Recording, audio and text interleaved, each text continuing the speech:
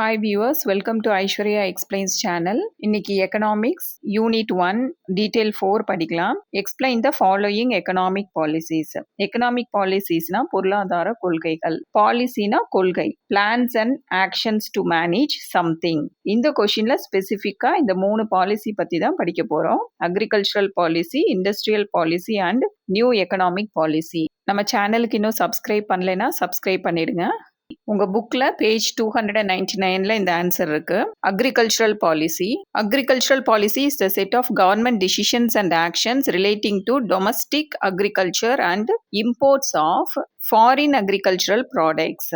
ஒரு நாட்டின் உள்நாட்டு விவசாயம், அதுதான் டொமஸ்டிக் அக்ரிகல்ச்சர், மற்றும் வெளிநாட்டுல இருந்து இறக்குமதி செய்யப்படும் விவசாய பொருட்கள் தொடர்பா எடுக்கப்படும் டிசிஷன்ஸ், முடிவுகள் மற்றும் ஆக்ஷன்ஸ், அதை தான் அக்ரிகல்ச்சரல் பாலிசின்னு சொல்றோம். Some over arching themes include risk management and adjustment, economic stability, natural resources and environmental sustainability, research and development and market access for domestic commodities.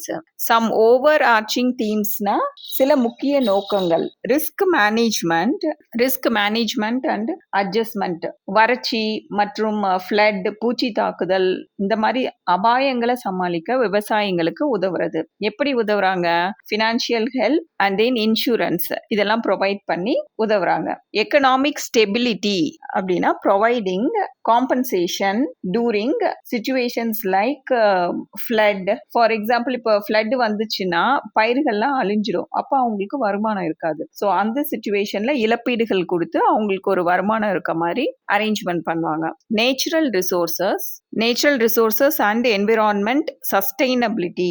Natural ரிசோர்சஸ்னா நிலம், நீர், இதற்கும் சுற்றுச்சூழலுக்கும் கேடு விளைவிக்காமல் விவசாயம் செய்ய என்கரேஜ் பண்றது. ஃபார் எக்ஸாம்பிள்ஸ், கெமிக்கல்ஸ் நிறைஞ்ச பூச்சிக்கொல்லிகள்லாம் யூஸ் பண்ண நிலம், நீர் இதெல்லாம் அஃபெக்ட் ஆகும். ஸோ ஆர்கானிக் ஃபார்மிங் பண்ண சொல்லி என்கரேஜ் பண்றது. Research and development, agriculture productivity increase பண்றதுக்காக புது டெக்னாலஜிஸ் மற்றும் மெஷின்ஸ் உருவாக்க ரிசர்ச்சுக்கு சப்போர்ட் பண்றது.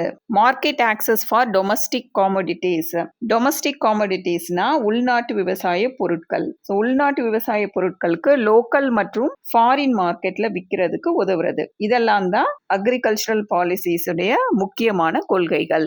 Some agricultural policies are price policy, land reform policy, green revolution, irrigation policy, food policy, agricultural labour policy and cooperative policy.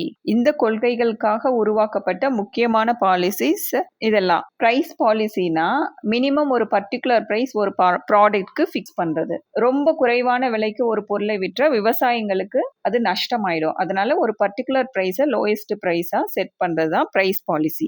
Land reform policy, சின்ன land owners, small land owners, லேண்டே இல்லாத farmers, இவங்களுக்கெல்லாம் land கிடைக்க help பண்றது. Green revolution, அதிக விளைச்சல் தரக்கூடிய விதைகள், மாடர்ன் ஃபார்மிங் மெத்தட் யூஸ் பண்ணி விளைச்சலை அதிகரிக்கிறது. இரிகேஷன் பாலிசி, கெனால்ஸ், டேம்ஸ், கிணறு, இது மூலமா தேவையான அளவு வாட்டர் ப்ரொவைட் பண்றது. ஃபுட் பாலிசியோட பர்பஸ் மக்களுக்கு ஃபுட் டிஸ்ட்ரிபியூட் பண்றது, ஃபுட் சப்ளைஸ் மற்றும் ஃபுட் பிரைசஸை கண்ட்ரோல் பண்றது. ஸோ இது எல்லாமே எழுதணும்னு அவசியம் இல்லை, நீங்க ஃபுட் பாலிசி வரைக்கும் எழுதுனீங்கன்னா போதும். அடுத்தது industrial policy. Industrial development is a very important aspect of any economy.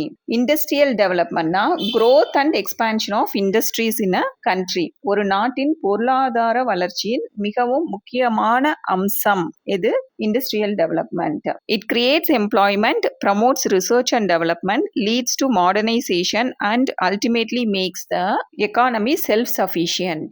Industrial policies மக்களுக்கு job opportunities create பண்ணுது, புதிய டெக்னாலஜிஸ், புதிய ப்ராடக்ட்ஸ் உருவாக்க உதவுகிறது. செல்ஃப் சஃபிஷியன்ட்னா ஒரு கண்ட்ரி இண்டஸ்ட்ரீஸ் மூலமா அவங்களுக்கு தேவையான குட்ஸை அவங்களே ப்ரொடியூஸ் பண்றப்ப வெளிநாட்டுல இருந்து இம்போர்ட் பண்ண வேண்டிய அவசியம் இருக்காது. அதுதான் செல்ஃப் சஃபிஷியன்ட். அவங்களுக்கு வேணுங்கிற குட்ஸை அவங்களே உருவாக்கிக்கிறது தான் self sufficient. In fact industrial development even boosts other sectors of the economy like agricultural sector and service sector. Industrial development பூஸ்ட்ஸ்னா இண்டஸ்ட்ரியல் டெவலப்மெண்ட் மற்ற செக்டார்ஸ் வளர ஊக்குவிக்கிறது, மற்ற செக்டார்ஸ் டெவலப் ஆகிறதுக்கு ஒரு பெரிய பங்கு வகிக்கிறது. பர்டிகுலரா அக்ரிகல்ச்சரல் செக்டார்ல new farming technologies like tractors, latest irrigation systems இதெல்லாம் யூஸ் பண்றப்ப ப்ரொடக்ஷன் இன்க்ரீஸ் ஆகும். சர்வீஸ் செக்டார்ஸ், அதர் சர்வீஸ் செக்டார்ஸ்னா banks, insurance companies, transport services, education, trade இதெல்லாம். ஃபார் எக்ஸாம்பிள் இப்போ பேங்க்ஸ் லோன்ஸ் ப்ரொவைட் பண்றாங்க டிராக்டர்ஸ், மிஷினரிஸ் எல்லாம் வாங்குறதுக்கு, இண்டஸ்ட்ரியல் யூஸ் பண்ற மிஷினரிஸ் வாங்குறதுக்கு. இதுக்கெல்லாம் பேங்க்ஸ் லோன் ப்ரொவைட் பண்றது மூலமா பேங்க்ஸ் க்ரோ ஆகுது. லோன்னா என்ன, பணம் கடனா கொடுக்கறது. இதன் மூலமா அவங்களுக்கு வட்டி வருமானம் வரும். டிரான்ஸ்போர்ட் சர்வீசஸ், இப்போ இண்டஸ்ட்ரீஸ் ப்ரொடியூஸ் பண்ணின ப்ராடக்ட்ஸை மார்க்கெட்டுக்கு கொண்டு செல்வது, அக்ரிகல்ச்சரல் ஃபார்மர்ஸ் ப்ரொடியூஸ் பண்ண கிராப்ஸை மார்க்கெட் கொண்டு போறது, இது மூலமா அவங்களுக்கு டிரான்ஸ்போர்ட் சர்வீசஸ்க்கு வருமானம் வரும். So like this industries expand ஆகிறது மூலமா மற்ற சர்வீஸ் செக்டார்ஸும் க்ரோ ஆகுறாங்க. It is closely related to the development of trade. Industries develop ஆகிறது மூலமா வணிகமும் டெவலப் ஆகுது. Several industrial policies have been enacted. Enactedனா கவர்மெண்ட் இண்டஸ்ட்ரீஸ் வளர்ச்சிக்காக நிறைய பாலிசிஸ் இன்ட்ரோடியூஸ் பண்ணி அதை நடைமுறைக்கு கொண்டு வந்திருக்காங்க. For example textile industry policy, textile இண்டஸ்ட்ரியினுடைய growth ப்ரமோட் பண்ற policies. Sugar industry policy, sugar இண்டஸ்ட்ரியோட production related policies. Price policy of industrial growth, இண்டஸ்ட்ரியில ப்ரொடியூஸ் ஆகிற ப்ராடக்ட் பிரைஸ் கண்ட்ரோல் பண்ற policies. Small scale industrial policy, சிறு தொழில்களுக்கு ஆதரவு மற்றும் என்கரேஜ் பண்ற பாலிசிஸ்.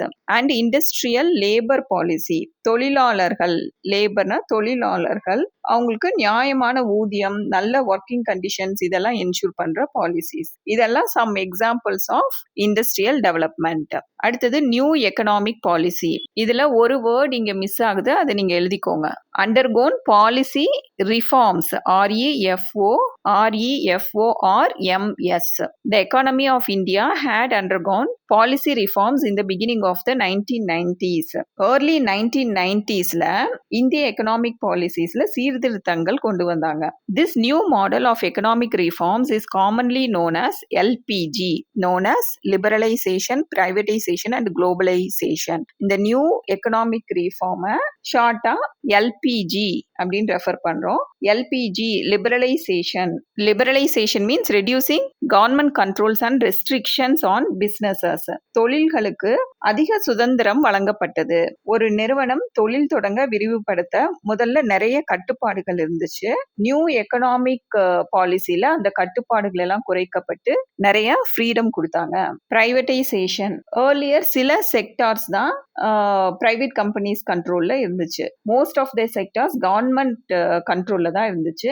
நியூ எக்கனாமிக் ரிஃபார்ம்ஸ் வந்ததுக்கு அப்புறம் அரசின் கட்டுப்பாட்டுல உள்ள சில செக்டார்ஸை தனியார் நிறுவனங்களும் செயல்படுத்த அனுமதி கொடுத்தாங்க. அதாவது private companies were allowed to enter sectors that were previously controlled by the government. Globalization, globalization. Foreign companies were allowed to invest in India. Foreign companies இந்தியால இன்வெஸ்ட் பண்ணி தொழில் தொடங்க நிறைய என்கரேஜ்மெண்ட் பண்ணாங்க. இம்போர்ட் எக்ஸ்போர்ட் இதெல்லாம் இன்க்ரீஸ் பண்றதுக்காக நிறைய systems கொண்டு வந்தாங்க. International trade was encouraged. நம்ம நாட்டில் தயாரிக்கிற குட்ஸ் எக்ஸ்போர்ட் பண்றதுக்கும் வெளிநாட்டில் தயாரிக்கிற குட்ஸ் இம்போர்ட் பண்றதுக்கும் நிறைய என்கரேஜ் பண்ணாங்க. ஸோ இந்த புதிய பொருளாதார சீர்திருத்தங்கள் இந்திய பொருளாதாரம் இம்ப்ரூவ் ஆகிறதுக்கு முக்கியமான ரீசனா இருந்தது. These economic reforms had influenced the overall economic growth of the country in a significant manner. இந்த புதிய பொருளாதார சீர்திருத்தங்கள் இந்திய பொருளாதாரம் இம்ப்ரூவ் ஆவதற்கு முக்கியமான ரீசனா இருந்துச்சு. லைக் பொருளாதார வளர்ச்சி அதிகரிச்சது, வெளிநாட்டு முதலீடுகள் உயர்ந்தன, வேலை வாய்ப்புகள் அதிகரிச்சது. ஸோ இந்த மாதிரி it played an important role in improving Indian economy. That's all. இந்த வீடியோ உங்களுக்கு யூஸ்ஃபுல்லா இருந்தா give a thumbs up, share it with your friends, click on subscribe for more videos. Thank you.